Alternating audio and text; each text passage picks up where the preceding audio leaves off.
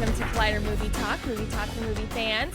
I'm your host, Natasha Martinez, and this is the daily show where we give you all of the latest news in the world of movies, plus some insight into what it all means. Joining us today is Director of Development, Kristian Harloff. What is going on, Collider? Oh my God, did something drop today? I think it did, and are we going to talk about it? Well, if you clicked on the title, you obviously know what we're going to chat about today. I am excited. And the man who is extra scruffy today, Mark Ellis. Thank you. You know, Kristian, sometimes you wake up, you check the schedule to make sure you're on Movie Talk that day. It's going to be a long day for me. I'm going to be here on Movie Talk. Tonight, I'm doing Jedi Council. That's a fun show. And then tonight, Phase 6 of the Schmoes Know Show is back in action. I'm going to be a sleepy boy.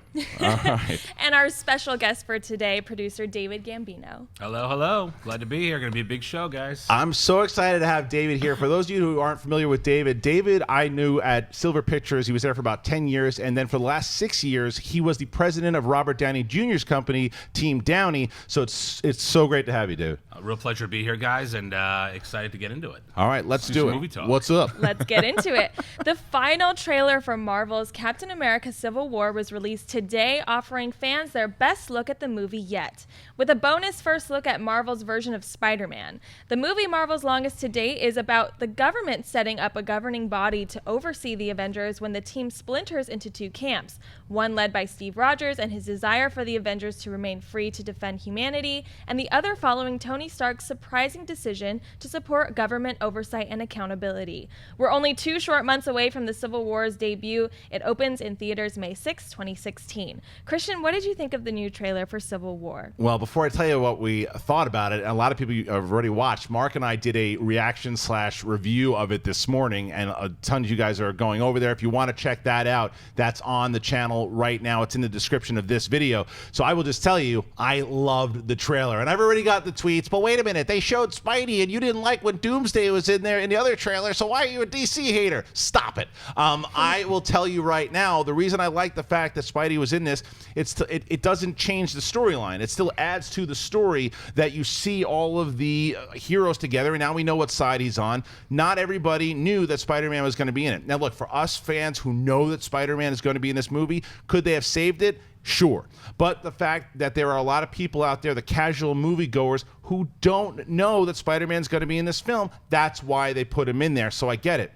Now, as far as his eyes moving and everything, too, Tony Stark, I believe, made that suit for him. I think it's a different suit. It's got an old-school feel to that suit. I loved it. But getting into the actual trailer, I think they set this thing up to exactly what we wanted to see. The Russo brothers did it, like the pace of it. I think I have said it, that the Captain America Winter Soldier is my favorite Marvel movie. I'm glad that they're taking the reins here and doing this movie because I know what this movie's about. They showed the events of the first Avengers. You see New York, you see Washington D.C., and you see everything that's kind of transpired. What happened in Ultron. So I like how you see all these heroes. They're all going at each other, and they are literally not pulling punches. Like, we are seeing a battle. We're not worried about them pussyfooting around. Are they going to be buddies afterwards? This looks like they're kicking the crap out of each other. Mark, what'd you think? You know, I didn't think you could top the Super Bowl ad for Civil War because it was just tight. It was concise. You just saw superheroes really taking it seriously. And then this one blew every other trailer I've seen for this movie out of the freaking water. I didn't need the Spider-Man tag at the end. I'm happy I got it because it's like, oh my God, that's Spider-Man. That's the guy. And you make a great point. It's like, this trailer is not made to sell us. I was already going to be lining up on Monday to see this movie Thursday night. My mom had no idea this movie was coming out. And then you get a text from her, and not you. That'd be weird if you got a text from my mom. But she's like, oh my, Spider-Man's in this movie. Like, yeah, Spider-Man's in this movie. You're selling this movie to a whole new group of people now. They are got to be over the moon after seeing this trailer. Plus, seeing Black Panther in action, seeing Ant-Man in action. I liked how Vision, it looks like, oh, maybe somebody can actually play ball against Vision, who was a wild card going into this thing. So yeah, this had everything I wanted, and I am so excited about this. David? It looks fantastic. I mean, I really enjoyed the first 30 seconds of the trailer. I thought what it did was it captured that feeling right now of the country worrying about homegrown terrorism, the idea of, buildings collapsing, obviously post 9/11. But I really like that idea of the enemy being, within us, Right. and the fear of, the superheroes having to come after these guys, and this is the buildings falling, and the idea of America under siege, and I thought that was a very cool idea, and obviously the last beat of Spider-Man coming down, and Downey's, which is an ad lib, underoos was really cool. That was it looks great. That's a question though too. But being behind the scenes, how much freedom do they give Downey to again ad lib and stuff too? And how much does he have to stick to the script? Did he do a lot of ad libbing like the Avengers and all those? I think it was up to him. He'd ad lib the whole thing. I mean, Yeah. he just loves that. He loved showing up every day and feeling like it was fresh and it was new, and always working within the script itself and the concept of what they're trying to shoot that day. But for him, the idea of coming in and finding those things that would surprise himself and the other actors, and he always trying to make it feel fresh. That was Right. always what he tried every day when he came to set. Yeah, you can feel that. And what about the thing with Rhodey? The fact that I think because they showed this with Rhodey, I don't think he's dying. I think that because they showed that, it's very similar to what they showed in The Force Awakens, with kind of Rey looking up and crying. You think he's dead? I don't think he's feeling good after that shot. I mean, he's at least in a coma, right? His eyes are closed. He's not waking up from that. So I think Rhodey might be dead. And to bring up the point that the great Gambino made is that you believe both of the sides. Like, I'm watching this trailer and I'm like, okay, well, yeah, we're superheroes. We should be able to intervene if we see things going south. And then Stark's position where it's like, no, we do need some sort of oversight committee. It's like, I don't know which side I would choose. I don't know whose team I'm on. And that's part of the fun of going to see this movie is you let one side either win you over or you just sit back, shove a lot of popcorn in your face, and watch superheroes fight. So this movie, this trailer proves to me it's going to work on multiple levels. Yeah, I agree. And now you guys are already commenting in the live chat. Continue to do that. What did you think of the trailer? Did you like it? Did you think it was too much? Give your reasons why. I love it. No one's going to tell you that you're wrong if you think that Spider-Man shouldn't have been in the movie, but give your reasons as to why. As far as being in the trailer goes. Was that Spider-Man totally CGI? It looked a little animated to me. That was the only complaint I would have had, but it's not a big issue because I know it's going to look great on the big screen when they do it. Yeah. But that was the only thing to me where it's like it looked like that scene they just rushed it in there to show a Spider-Man, but maybe it wasn't quite done. Right. All right, Natasha, what's next? Ben Affleck has said that one of the most interesting aspects of Batman vs. Superman is the idea of a grizzled and world-weary Batman going up against an amateur superhero with Superman. It's that idea and the idea of loss that attracted Affleck to the role in the first place, this according to a report from Entertainment Weekly. In the latest issue, he talked his Batman in sharing universe of heroes and the loss of someone close to his character, saying, he's bitterly disappointed in the past that he's lost this guy who fought by his side. That character's death must have been devastating to him, and he's suffered. We get the sense that he's suffered a lot of devastating losses before the movie even starts. While he doesn't name the person he fought beside, fans know all too well who he's referring to, and now we only have to wait 2 weeks before we get the confirmation when Batman vs. Superman Dawn of Justice opens on March 25th. Mark, what do you think about Ben Affleck's comments? These comments mean Dick Dick Grayson, or another Robin, one of the other ones that works because, it's proving that this guy's not only recovering because when I first read the comments, I'm like, oh, he's just going to paint around it. Maybe he's just talking about how he's lost some of his soul because he's not Batman anymore. But then you see the trailers we've already seen. It's like, no, he still looks like he's kicking ass as Batman. So what's the loss we're talking about? It's got to be somebody close to him. Who gets close to Batman? Not a lot of people. He doesn't have a lot of people in his life. He's not lamenting over Vicky Vale or over Catwoman. He is crushed by the death of his dear friend, the person who was fighting by his side. That's got to be Robin, Christian. You think it was Dick Grayson or Jason Todd? I wanted to say Dick for the joke.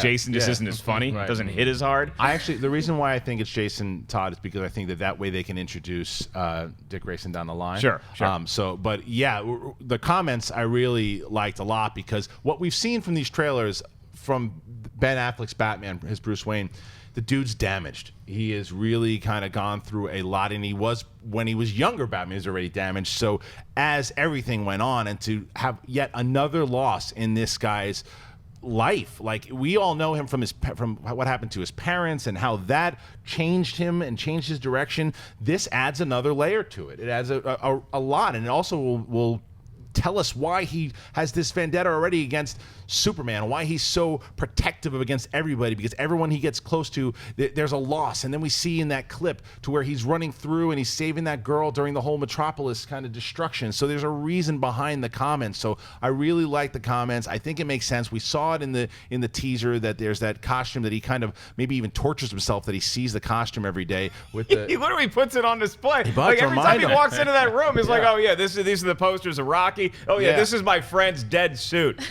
Yeah, I really thought the comments just pretty much set what we thought what it was going to be, but I'm liking more and more what I'm hearing about Ben Affleck's Batman as Bruce Wayne. What do you think, Dave? I'm curious if they're going to do this as a backstory reveal, if this is going to be something that we'll flash back to see. I mean, it's cool. It's a cool motivator for the character, and I could see why Affleck would want to, get involved with something that has a bit more depth to it that way. Right.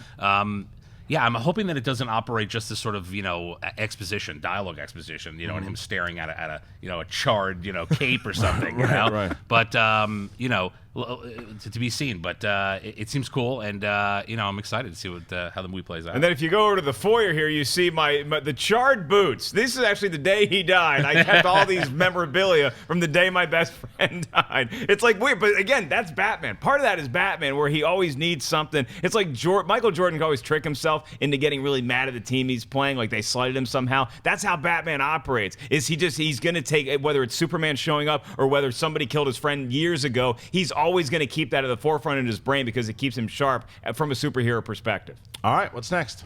In October, Warner Brothers launched the LexCorp viral site to promote Batman vs. Superman: Dawn of Justice. When logged in, users could sign up and receive updates in the form of little Easter eggs specifically geared towards the fans. Yesterday, the site revealed LexCo's mission statement that seems to tease another DC villain that could appear in future movies, namely Braniac. After logging into the Lexos, a message pops up that reads, "Lexos is the world's first neutral network-based operating system. We're teaching it to think like a human, but we need your help. As a beta tester, your actions will teach the system how humans solve problems. Each time you participate, the system will get smarter. Ready to get started?" Braniac has been rumored as a Justice League villain for a while now, and LexCo's description has fans comparing Braniac's description from the comics. As a techno-organic being in search of worlds to add to his collection, Braniac makes him one of Superman's most dangerous enemies. David, do you think Warner Brothers marketing is teasing Braniac as a potential villain for Justice League? Could be cool. I mean, it's a good character. I mean, from what I know about him, I believe this guy has the ability to shrink worlds. I mean, I think he shrunk the capital of Krypton, and he's got telekinetic powers, and anytime you have a bad guy who has the ability to sort of get inside your mind, that intrigues me. So. Knowing Warner Brothers and having done a lot of business with them over the years, they don't sort of do anything. They don't toss it off and just go. Yeah, it's in there for a reason. So Right. they're probably sort of setting the groundwork here for introducing this character in Justice League. I agree with that too, and I got to give props to El Mayambe, because he had talked about this a long time ago that they were looking at Braniac to come in, and it seems like that's the case, that they're teasing it too. So I'm going to say it's a pretty sure bet that we're going to get Braniac eventually. Now, when we're going to see him, I don't know, but I think setting him up is smart because, look, we know that they're taking this thing at 100 miles an hour right now because they have to. The DC Cinematic Universe, that is, they're trying to set things up. Now, this could be a good thing. It could bite them in the ass, but they're going for it. And they're going for it through setup. Now, whether or not Brainiac's going to show up in Justice League, whether one or two, we don't know. But by putting it out there, because this is a character that can give Superman some problems. So by teasing him, I think it's smart. I also think that even in the behind this, it was a featurette or something, very briefly, they teased Doomsday in the featurette of the Man of Steel Blu-ray. So they've been teasing stuff. They teased LexCorp in Man of Steel. They teased Wayne Tower. They've been teasing these things. So the setup is there. So I believe that this is a setup for Braniac. I think it's a smart play for the hardcore fans, too, who might have been a little peeved, like you were, about seeing Doomsday in a trailer for Batman vs. Superman, where it's like, oh, wait, so now we know who the main villain is going to be in this. It's going to be him and Lex Luthor. It's like, no, there's another train coming. coming, and that train might include Braniac. Now, look, they could just have put this out there in case things go great with Batman versus Superman and they can continue on the track that they have already laid out. If they don't, it's all you did is you tease something on a website. So if you have to drastically change plans for whatever reason after Batman versus Superman comes out, there's no harm, no foul here. In this particular scenario, though, I don't think it's a question of if you're going to see Braniac in an upcoming Justice League adventure. I think it's just a question of when. He's got to be teased in this movie somewhat. Don't you guys think? That if you're able to defeat Doomsday, which I haven't seen the movie, I don't know if they conquer Doomsday, if he runs off and hides, but you got to figure by the end of this movie, another villain will be mentioned, or they're going to throw some sort of Easter egg in there. Now, whether it's Darkseid or whether it's Brainiac, whether it's both, we don't know. But this points strongly to them teasing the fanboys, the hardcore people who really want to believe in this movie, that Brainiac is going to be appearing soon. Yeah, fans here are saying, a lot of people say they want to see him. It's split. Some people are saying that they don't want to see him at all. So it's very interesting to hear the kind of the passion behind it in the chat room. Keep doing it. We're looking. All right, now it's time for Buy or Sell. If you're brand new to the show, it's pretty simple. Natasha's going to continue to read off some more movie topics. Myself, David, and Mark will just say if we buy or sell it. Natasha, what's up? The various members of the Suicide Squad cast have taken to social media to share some new images from the movie, while also announcing that they're ready to leave its mark on South by Southwest, seemingly confirming an appearance of the movie in some form at the film festival. Using the hashtag Harley's Tattoo Parlor, Enchantress, Katana, Killer Croc, and Slipknot all got into the action, with the actors tweeting each illustration. Warner Brothers hasn't commented on the South by Southwest appearance thus far. The festival runs from March 11th through 19th, and Suicide Squad is set for release this summer, August 5th. Kristian, buy or sell these new images and a possible South by Southwest appearance from Suicide Squad? I mean, it's not too far away. The movie comes out in August, so I buy the images, and I buy the fact that they are going to do an appearance at South by, because it's close. The movie, you're going to start to see more of a marketing campaign for them. Batman v Superman is a week or two away, whenever it is, and you're now the next marketing ploy will come for their next movie, which is Suicide Squad in August. As far as the images go, they're cool. I mean, they're fine. I'm not like jumping out of my seat for them, but I think just to it's almost like really cool fan art for the most part. But I mean, I look at them and I say, I want to know more about these characters. And you guys know I'm not the biggest Jai Courtney fan. I happen to think that most things that he is in, he's not great in them. But what I've seen so far in the trailer from this guy looks great. So I want to see more from him. I want to see what he's talking about. People have won me over in the past, and this could be the one with Jai Courtney's. But as far as them appearing at South by, and as far as these images go, I'll buy it. Mark? These images are great, because how many drunken people are going to wake up the next morning to discover a Killer Croc tattoo on their right cheek? Like At South by. They're all so perfectly for tattoos, but also because you look at the dates that South by Southwest is. It's March 11th through the 19th. Now, David, as with most things in life, can speak a lot more intelligently than I can, particularly about how studios want to market their movie. This makes a lot of sense, because this is right before Batman versus Superman comes out. If you want some positive publicity going into that movie, how about you premiere another DC movie that you have a lot of confidence in for a select group of people that are going to be active on social media talking about how great that was. That could carry over to some positive impact for Batman versus Superman. And we've seen this happen recently at South by Southwest, is that there's a big summer movie coming out. You show it at South by Southwest, and it can generate positive buzz. It happened last year with Trainwreck. They had the whole cast there. They showed the movie. Everybody loved it. They were tweeting about it. It could be the same scenario with Suicide Squad. If you haven't got your tickets yet for that festival and you want to see this movie, you might get a shot. David, have you ever been to South by South? You know, I've never been, but South by over the last probably 5 or 6 years has become an incredibly important place to launch your movie. You know, it's interesting because the debate you always have with that is, do you do South by or do you do Toronto? You know, and South by seems to be the place you want to go with movies like this. You know, things that are going to be the bigger pieces of IP, the bigger kind of tentpole movies.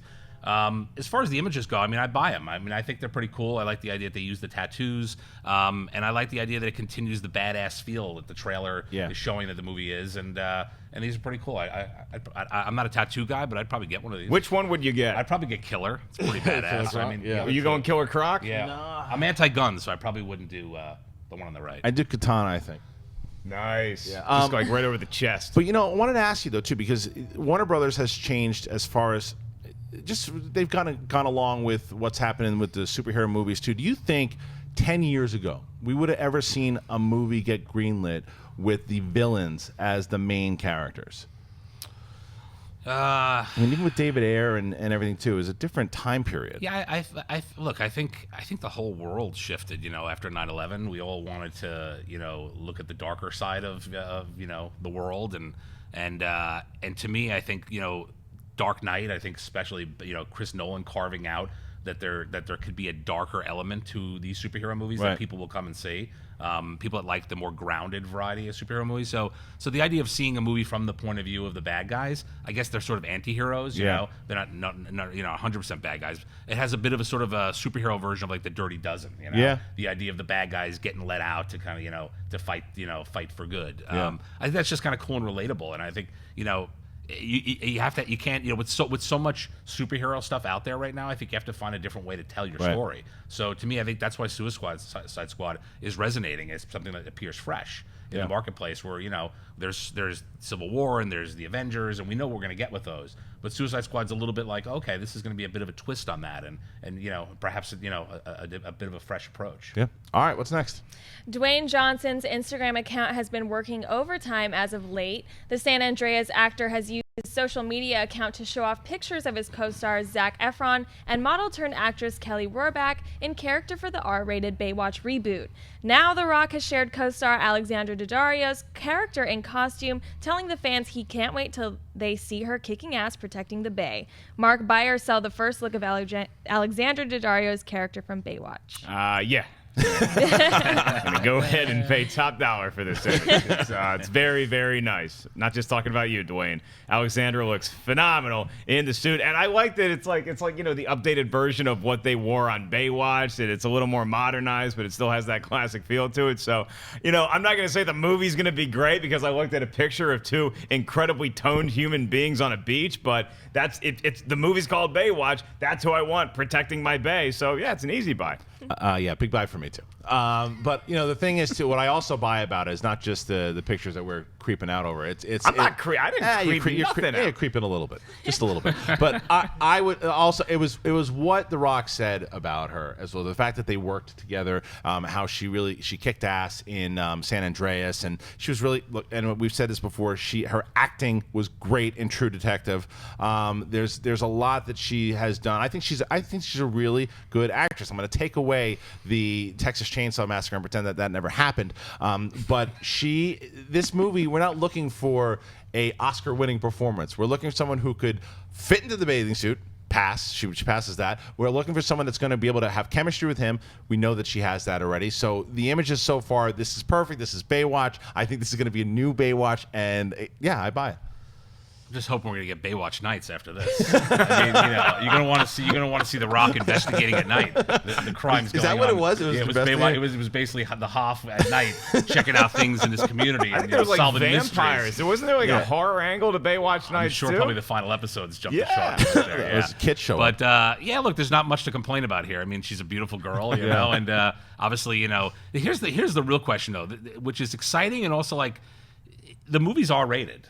Yeah. You know, and the question is, you know, is Daddario going to take her top off again? Well, she probably I think we've seen the last of her nude. Yeah, I think that she did it. She did that once. I think you got it with True Detective, and I think that she's not going to go back to the well again. Right. So, you know, the other girl probably will. You know, but you know, I'm curious. I guess another positive going forward is that Seth Gordon is directing it. Right. So you know, what is Seth Gordon? Seth Gordon did. He did. I'm blanking right now. He did. Wow, help me here. Yeah, I mean, look, you look at that picture, your mind goes blank for a little bit. Yeah, I'll get you. All the blood goes out of your head if you catch He my did drift. the Jason Bateman movie with Jennifer Aniston. Unusual. What is it? Switch. Horrible Bosses. Horrible 1 and Bosses. 2. Thank you. Right, Horrible thank you. Bosses. He did Horrible Took Bosses. a shot and missed. Yep. And you know, so he has a bit of a sort of a darker, kind of cynical like edge to him. Right. So I'm curious to see what happens here. But I'll tell you what's been genius though. If you notice, the photos are all over the internet. I mean, they're just letting the paparazzi onto the set. Yeah, they should. It's a great promotion machine. Yeah. For it. We're all talking about it. So, and The Rock's always good. So. Listen, The Rock is a great as far as his marketing goes, and like we said, Natasha mentioned how his social media is kind of he knows how to use social media to promote his movies, to promote himself. The guy is a really smart dude. So by doing this and introducing his co-star and showing us, and we have it as a buy or sell today because of that picture that he posted. So let's not forget Efron's in the movie too. You know, and there's some nice topless photos of him online. Those so abs we're gonna get that. Yeah. Incredible. All right, what's next? After a lengthy auction between many studios, Netflix has risen to the top of a bidding war to land the rights to the Max Landis spec Bright with Will Smith and Joel Egerton, starring David Ayer directing. Sony and Warner Brothers are both in the mix when Netflix offered a more enticing package, proving now that they can go head-to-head with any major studios. While plot details are unknown, a source at Variety says the movie is in the vein of End of Watch and a world where orcs and fairies live among humans. No release date has been set. David, do you buy or sell Netflix releasing David Ayer's next movie? I mean, I buy it. Here's what's exciting: the idea that it's sort of a hybrid with an Alien Nation vibe to it. End of Watch meets Alien Nation. I'm there. I'm there. You know, it's. Max Landis is, I think been pretty consistent. He's from Chronicle and American Ultra. Both movies have had great concepts. I mean, American Ultra, I think, had its moments and didn't ultimately work at the end of the day. But he's an exciting screenwriter, and what I like about this is that Netflix is really stepping up and putting their money where their mouth is. And they're competing with the studios in a major way.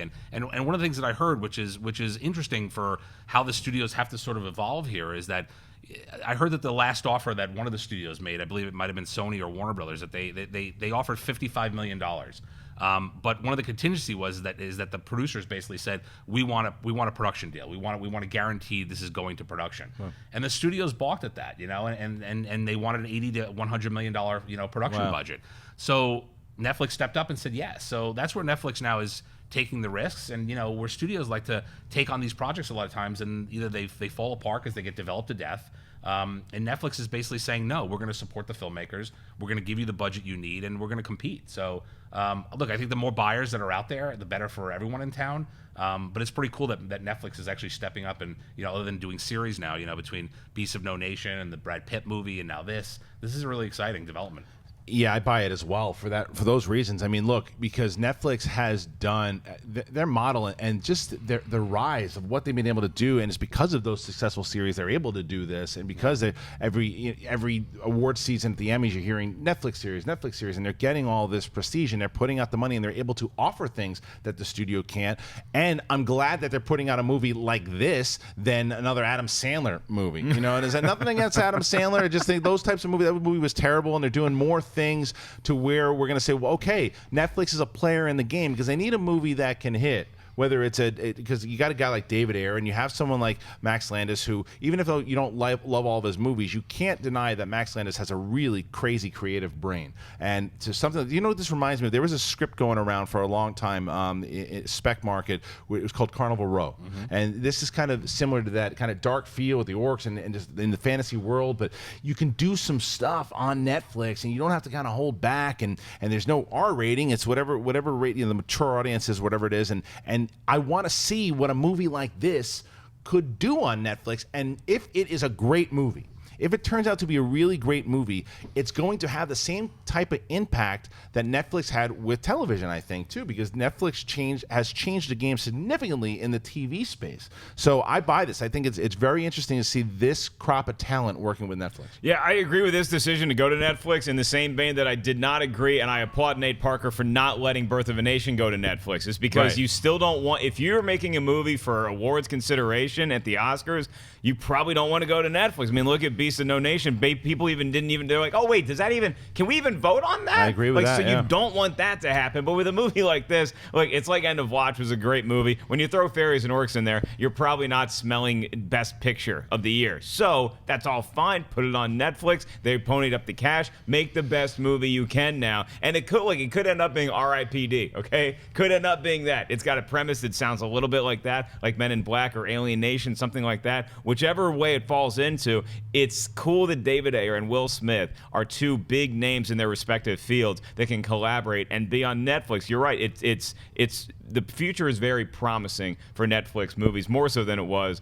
when Adam Sandler did make that terrible, terrible movie. I don't think we're going to get R.I.P.D., dude, just because, again, the team that we're working with here. I think that it's a much different team. I think that it's a different writing team. It's a different director. It's a different cast. I mean, the Edgerton and I mean. Show me a trailer, man. Jeff Bridges and Ryan Reynolds. Pretty good. Yeah, but you saw that the second you even heard about it, it sounded like a Men in Black ripoff. This sounds kind of new and interesting and dark, and the fact you know what David Ayer did with Suicide Squad and what we've seen in the trailer so far, what he did with Fury, by the way, which and End of Watch, but Fury, which I was not expecting anything from, turned out to be. I really enjoyed that film, so I'm excited about this possibility more than I'm just like, oh, okay, this is cool and interesting. It's because of this team. I think it could work. I agree too. Is Will Smith's kid in it? Jaden Smith in it? No, I don't think so. Good. All right. Okay, it's time for opening this week, brought to you by our friends over at AMC Theatres. We have something coming out this week that nobody really knew what the hell it was. Natasha, tell us a little bit about what's coming out. All right, coming out this week is Cloverfield Lane. A woman played by Mary Elizabeth Winstead discovers the horrifying truth about the outside world while living in an underground shelter with two men played by John Goodman and John Gallagher Jr. The movie is written by Josh Campbell, Matthew Stunken, and Damien Chazelle, and is directed by Dan Trachtenberg. All right, it's 10 Cloverfield Lane. Comes out this weekend. Mark and I actually saw this movie last night. We'll give you a little bit about what we thought. David, you have not seen this movie yet. Can you tell us a little bit about, what, if you're excited to see this movie at all, what you know about this movie? Just give us a little bit of insight as far as if people should see this movie. Yeah, look, I'm incredibly excited to see it. The fact that I know little about it is really what I love. And we live in a world now where the trailers, give away almost 90% of the plot. And this is sort of JJ's machine, at its best, where he's able to protect something and keep it off the radar for this long. And then with a sort of a 3-week ramp up, all of a sudden there's this PR machine that kicks in and everybody wants to see it. And that's pretty exciting, as opposed to the 7-month rollout, where by the time it comes out, you've seen pretty much every iteration of the movie. So this is exciting to me. I like the cast. I think John Goodman is always fantastic. I'll see anything with him. Mary Elizabeth, I think, is fantastic. And the premise, I like this idea of sort of like people trapped in a single environment and you don't know what's going on, and there's that sense of paranoia and hysteria, and to me, that kind of thing of just not having any sense of other than they're in this situation and I don't know where it goes. That's what I want to be. I want to be in that kind of movie on a Friday night, and that's happening less and less now, where I can go in there and just know nothing about a movie, know? So I'm thrilled. I'm thrilled to see it, and the reviews are pretty strong so far. And Mark, we saw it last night. What do you think? Should people go and check this out? Yeah, I look forward to Gambino's text after he sees it, because this is a movie that, depending on your viewpoint, you might say that it devolves or that it evolves. I myself loved, like you said, David, that we didn't know much about it, and that's rare enough for a movie in general, particularly when the movie is piggybacking off of a huge movie that came out a few years ago. I mean, it's not a sequel. J.J. Abrams called it a blood relative to the other Cloverfield, and when you see the film, we're not going to give away anything, so don't worry, but it's really, it felt like a Twilight Zone. Even from watching the trailer, it feels like they're in that Dharma Initiative hatch from Lost, and it's like, okay, are we supposed to be in this thing? Should we be outside? Are we being kidnapped? Are we being held prisoner here, or are we being protected? I love the way that it asks those questions. I love the twists and the turns. There's a lot of them that this movie takes, so yeah, I think it's definitely something you should pay money to see. Yeah, it's funny because Matt Goldberg, writer on Collider.com, was writing about how critics sometimes it's tough to review a movie right after you see it. It's something we have to do, or whether you're writing about it or talking about it on camera, you have to do something kind of quick. But he thought one of the things that is disservice is that you have to, it doesn't give you enough time to marinate on it, and that's funny because last night I was watching the movie going, yeah, it's kind of, I was expecting something different, and it's really slow for the most part, and that was fine because the acting's really good, and John Goodman crushes it, as all the actors do. And I was like, I wanted it to go in this direction, but it went this way, and I felt like the end was a little shoehorned. But I started thinking about it more, and I'm like, I think I enjoyed this more than I thought that I did, because I was like, well, I really was invested in the movie, and it's a very well done film for a guy who his first feature film, I believe, he did the Portal film, and that's how JJ had found him. To watch this guy do that and work with these actors, it's a really good effort. So I think that people will enjoy this movie, but I don't think it's a spoiler, but you should know that don't go in expecting like a prequel or a direct sequel to Cloverfield. That's the reason why you're going to continue that storyline, because it really is like a standalone cousin. Like he said, like a deep cousin or a relative. It's like as much if you and Natasha went to high school with each other, you're like, oh, she's my cousin. It's like that's kind of how close. Are we cousins? That's Cousins. Yeah. So that's it. That's what you guys are. You guys going and looking forward to seeing 10 Cloverfield Lane? What do you think it's about? Comment, let us know, because we're very curious to what the perception is right there from the audience, from the trailers. Do you think that is actually part of the Cloverfield universe? What are you expecting going in to see this movie? What do you hope to see? All right, now, speaking of hearing from you guys, we're going to do mailbag. But before we do mailbag, we want to make sure that you tweet out to @ColliderVideo. We're going to take some live Twitter questions. Natasha's going to be going through those. You want to ask some behind-the-scenes stuff. Anything you want to ask, go ahead and do that. Make sure that you tweet to @ColliderVideo. But now it's mailbag time. Natasha, what are they saying? Sterling Jones writes, "Greetings, love this show and Jedi Council. I was reading a canon bio on Star-Lord Snoke, and it stated that Snoke trained Kylo Ren and has one other apprentice. What are the odds that Del Toro will play a Grand Moff Tarkin-like character that General Hux reports to, and Laura Dern's character is Snoke's other apprentice and not Rey's mom or some senator? I think it's feasible because, as we could see in The Force Awakens, Kylo still had conflict with the light.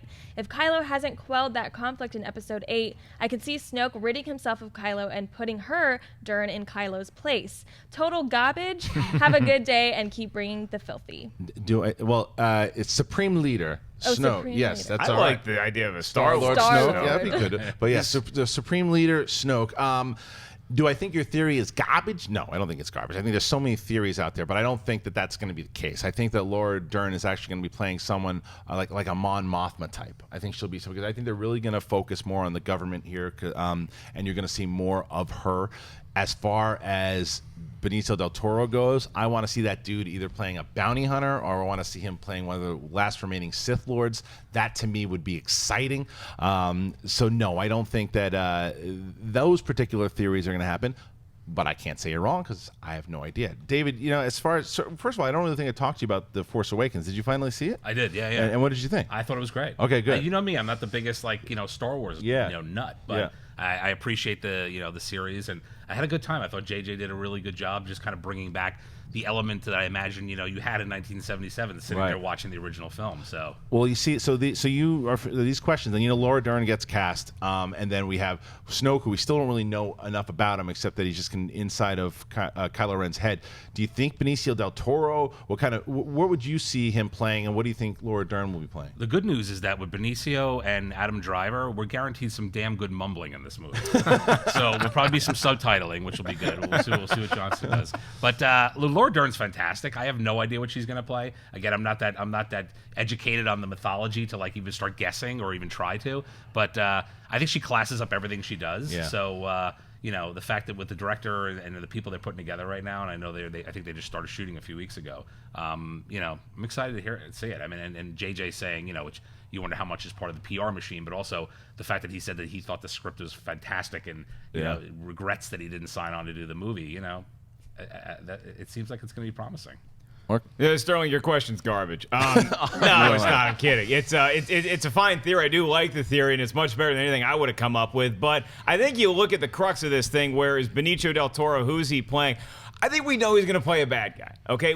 If we can assume that he's playing a bad guy, will he be one of those administrative bad guys like Hux, or will he be like a Jedi Sith kind of situation, a bad guy who knows how to use a lightsaber? You think he's got... I see him... I think, Kristian, you pointed this out. You see him wearing a cloak, right? Yeah. You just see him with a cape on. Yep. So I think that he's going to be one of those baddies as opposed to a Hux. Laura Dern, on the other hand, she was so good in a very tiny role. I think she even got nominated for in Wild, the Reese Witherspoon movie. Wild, she was so good and motherly. You got to think maybe JJ or Kathleen Kennedy or Ryan Johnson saw that movie and they're like, we need her as another calming motherly figure, like a Mon Mothma, maybe somebody else. Maybe she's somebody in Rey's past. Maybe she's somebody in Luke's past. We don't know. But I think she's going to be on the side of the light. I think Benicio is way, way, way dark. Yeah, it's a good point you make, because I feel like she's been sort of shoehorned recently into playing these sort of angelic mom roles, the smart mom, and I'd like to see her do something different here. to have her own sort of like world and not have to be like somebody's mom putting her arm around somebody. You know, it's gonna be okay. But Queen of the Ewoks. Yeah. All right, what's next? Colby Bean writes, "Hey guys, I was wondering, how do you think the film industry would have been impacted if River Phoenix hadn't died? I'd like to think he would have had a career like DiCaprio has had. Do you think it would have affected Joaquin Phoenix's career? Thanks and have a wonderful day." David, what do you think? Yeah, this guy would have been a monster. You know, Yeah. I mean, I think he was one of the best actors of his time at that point.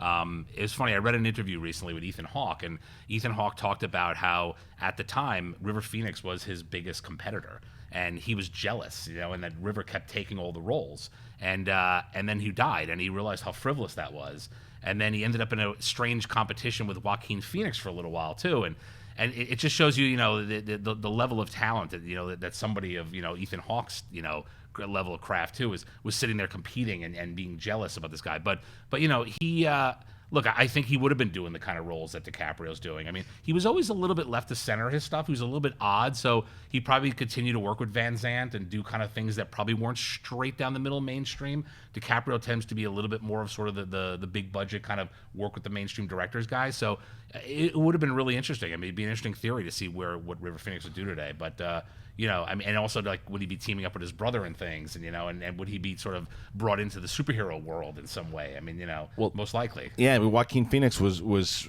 that close to being Doctor Strange. So, but you know, you talked about, you said it, the idea of being able to have seen River Phoenix and Joaquin Phoenix in a movie together, because River Phoenix was a talent, man. Like, that dude was someone special. You knew it. I mean, just imagine now, like, you could have had River Phoenix, because he's already done it, play Indiana Jones again. You know, so he would have done some special things, because he had already done special things in his young career. I think he did have that type of Leonardo DiCaprio thing about him before Leonardo DiCaprio was doing anything. So he was the guy, and I think that it was tragic to lose him so young. I would have liked to see what his career would have brought. We obviously know that his family has a lot of talent. His brother's one of the best out there right now. So yeah, I think he would have definitely been a player in the game, probably one of the top. Yeah, and that's why, Colby, I think that it wouldn't have affected Joaquin Phoenix's career too much, because like the talent does rise to the top, or at least most of the times eventually. So now I can't butterfly affect it and say, oh, well, if he had survived, would Joaquin ever have ended up being like in Gladiator or been in Signs, something like that. But you would have known the name Joaquin Phoenix. I don't think it would have been like a Frank Stallone situation, you know, like they're both very, very good in their fields, and Frank's a fine musician as well. River Phoenix, I see his career path as being like what Johnny Depp's was before he became Captain Jack Sparrow, because that once he was Captain Jack in Pirates of the Caribbean, it totally overtook him in a new direction. And he still does like weird out there stuff occasionally, but more often than not, you just see Johnny Depp where he's either so trying to be Captain Jack or he's so trying not to be Captain Jack. Right. I don't know that River Phoenix, I don't want to call it falling into that trap, but I don't know that River Phoenix ever would have done a comic book film, or even maybe like if you could have sold him on a really cool dark Star Wars script, you could have gotten him to do that. But I don't see him as like being like Spider-Man ever or something like that. Yeah. Like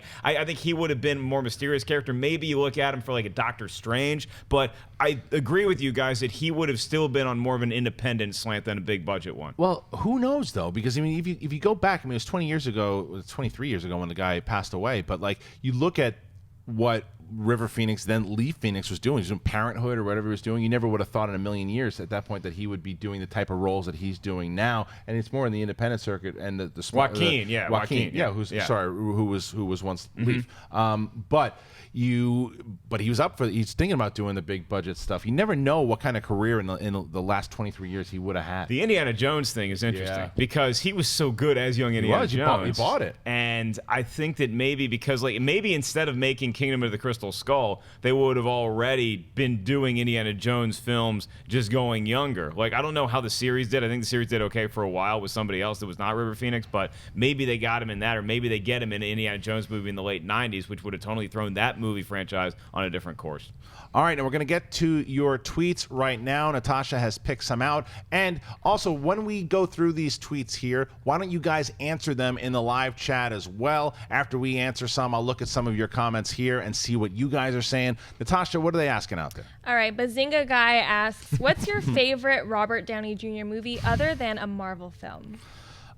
Chances are I mean, is that his best performance? No, but I remember seeing that as a kid. I also loved him in Back to School, which is a movie he was amazing in, a younger movie. But I think that what's the one? Wonder Boys, right? Is that the one? Wonder Boys. Wonder Boys. He was really good, and I just think that personally for what Robert Downey Jr. was able to do before he was Tony Stark, and now he's gotten himself into a place where he's gotten past all of his problems now, and he's back on top.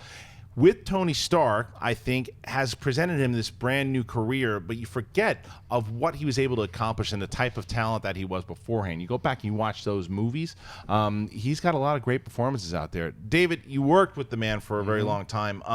If there was a performance that you remembered him from, which one stand out to you? I agree with you. The guilty pleasure is, chances are, I think we grew up on watching that. But to me, the quintessential role, as the artist, is Chaplin. Yep.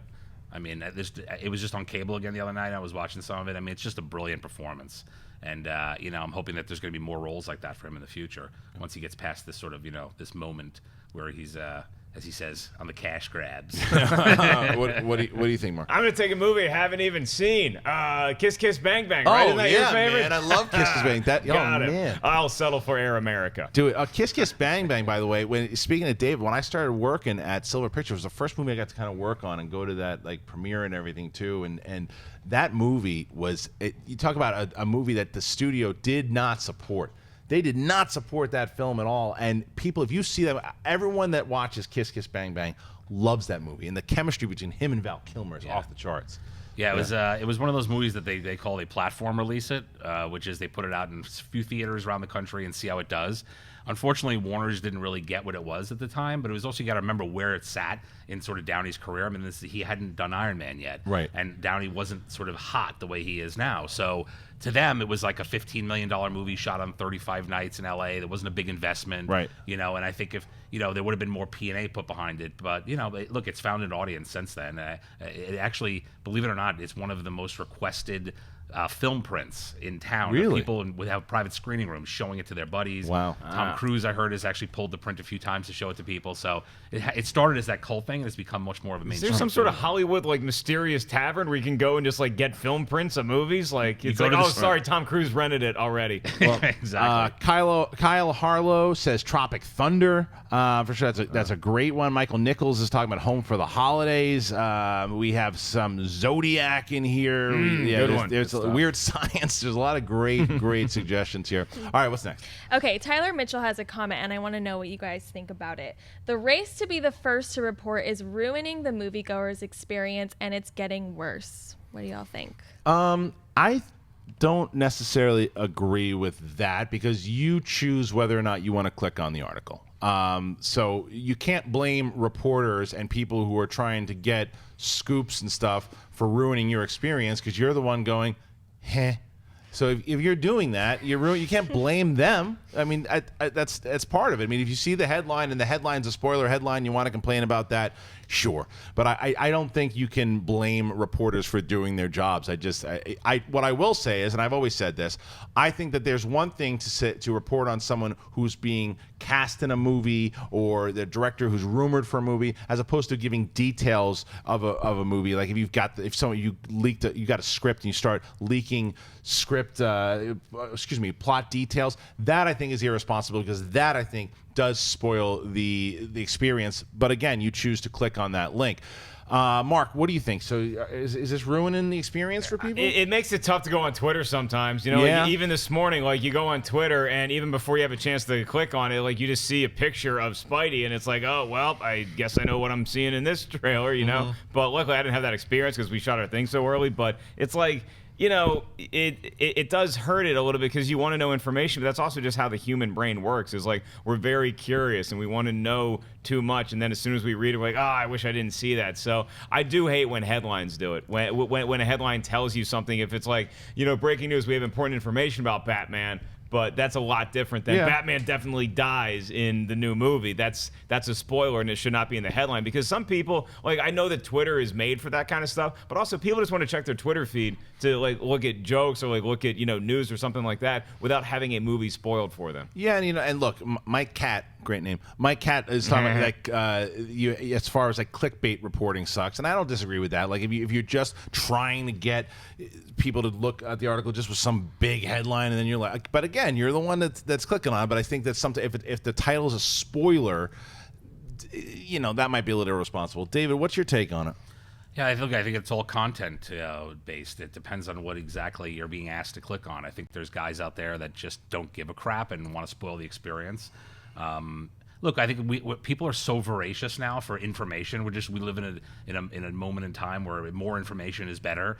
But then there's that weird feeling we have, which is that now we know everything, and then you go in and you're like, well, there was nothing really new to learn. Well, there was a few things, So it's like I think at the end of the day that there's going to be a demand and a desire to put up as much information as it leaks or it's leaked by the studios for people to know. And I think it's just a matter of if you want to stay away from it, you got to stay away from it, But I don't think there's a way to control how much of it's out there because there's a huge appetite for it. All right. Last one. Okay, Abigail asks, do you think the last shot of the Civil War Super Bowl was better or the last shot of this new one was better? Yeah. You got the guy. Yeah, you got the guy. Look, whether or not you thought it was that they ruined showing Spider-Man, you can't deny that Spider-Man showing up in Civil War is awesome, and we finally get to see him.